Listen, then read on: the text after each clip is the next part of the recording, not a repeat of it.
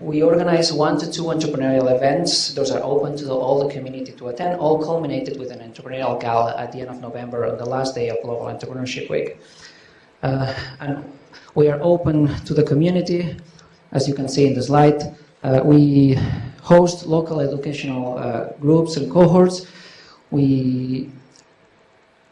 There are many planning events that have, and the space is being used by many planning events, like Rochelle was mentioning, our first TEDx Amber River and our first own startup weekend for high school kids were organized on the Accelerator by the community.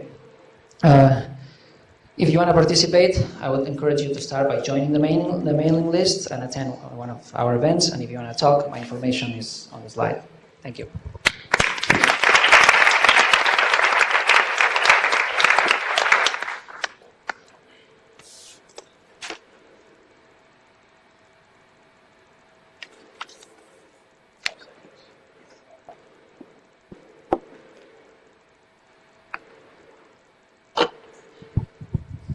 Excellent. Thank you very much. So I'm Jordan Miller. I'm an associate professor in the Department of Surgery. And so how many people in here have ever had an idea for a device or a technology that they really thought would be, important and good, right? In the medical practice or elsewhere? How many people actually knew exactly what to do with it or where to go with it or how to get funding for it the moment that you had that idea? Right, and especially if you're in Mayo, usually the best thing to do is just pound your head on the counter sometimes, and you just hope that the idea just goes away, because the process is pretty frustrating, right? Anybody who's ever done that really knows that's the truth, right? So for us, in the Department of Surgery, what we did is we established an infrastructure it's called the Innovation Accelerator. And so what is the Innovation Accelerator? So we're actually a rapidly expanding infrastructure that focuses on two major things. One is rapid device prototyping. And the second is the facilitation of partner formation, both inside and outside the institution, for commercialization of ideas that individuals have within Mayo Clinic.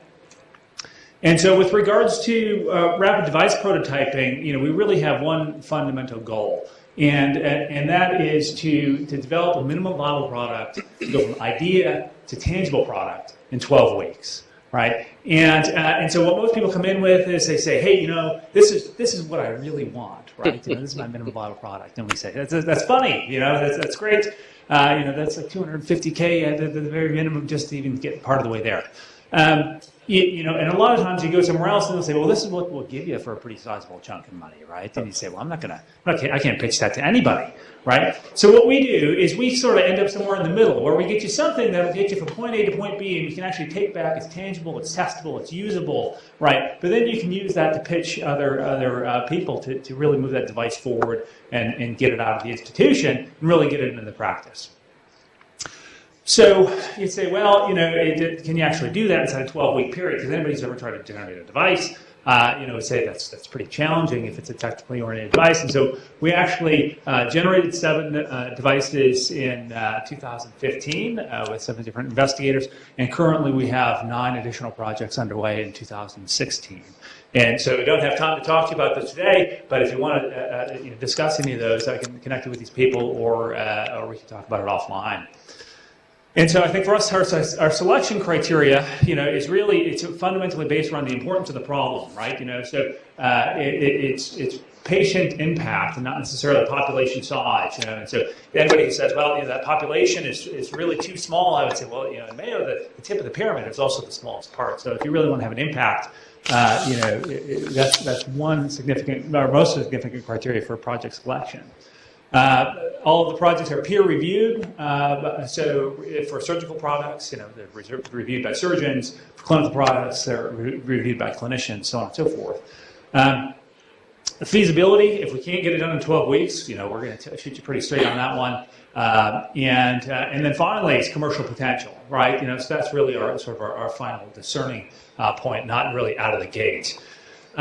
And so you can say, well, that sounds pretty good to be true, too good to be true, and nobody can really be a one-stop shop for everything, right? We've done catheter-based technologies, we've done tools, devices, so on and so forth. I'm not going to lie to you, we're really not. What we do is we take your idea, we shop it around institutional resources. We've got the classic alphabet soup here OTP and MCV and PBME and so on and so forth. But we also, importantly, we take it outside of the institution as well to trusted contract research organizations that can do things a lot faster than we can internally a lot of times due to the specialization of the companies.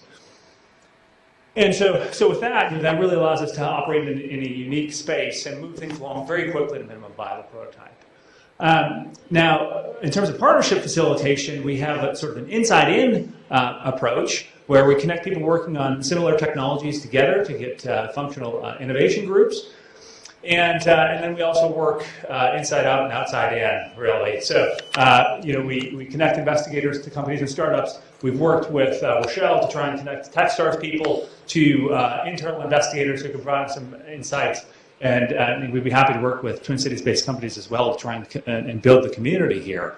And of course, if Kelly or anybody else from MCV is watching, they would say, well, we appreciate knowing that we do try to work with know-how agreements when appropriate. So collectively, you say, well, why should you contact the Innovation Accelerator with your idea? Or if you're a small company, why should you get a hold of either myself or Jamie? Because we would argue that no patient at Mayo Clinic should actually have to wait for a better solution. And so with that, we'd be happy to connect with anybody afterwards. Thank you.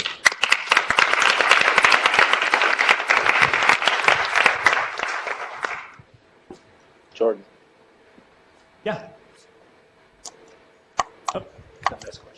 So, as an insider, how is the IP protected when you talk to the outside contractors?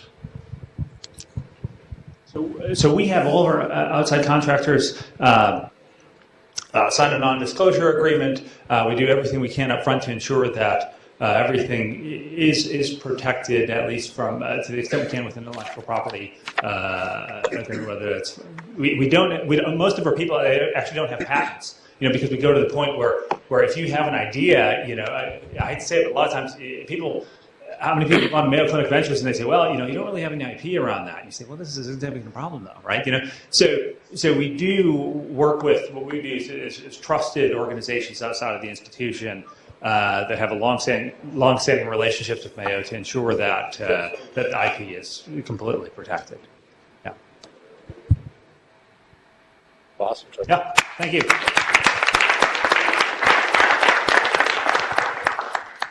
Well, thank you very much for the debate shops. When Luke, I have a suggestion. Would you be willing to talk about Y Combinator when we do the tabulation? Yeah. So we're going to be tabulating the results. Okay. So who's the chief walleye? Who's going to give us the? You got it right here. Okay.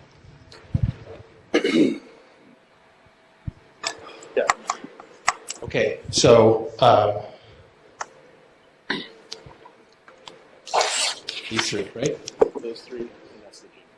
Okay, so I'm actually not going to announce the junior because I'm going to announce after we finalists. But our three finalists, as selected by our walleyes in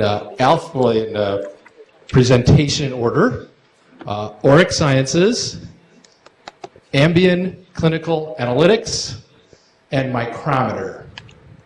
So Auric Sciences, Ambient, it's been a long day, Clinical Analytics, and Micrometer. So for the audience, you have your 3x5 card. I want you to give us your first, second, and third place. Okay. Enoch. Enoch is ready. Are you ready? And pass him. Pass everything, all your index cards, to that side of the auditorium, and Enoch will walk by and grab them high at the end. And then you're going to have to talk. Okay.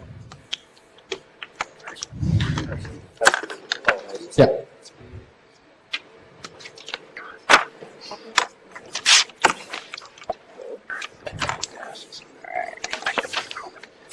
You conclude? Yeah, I think that was Probably good.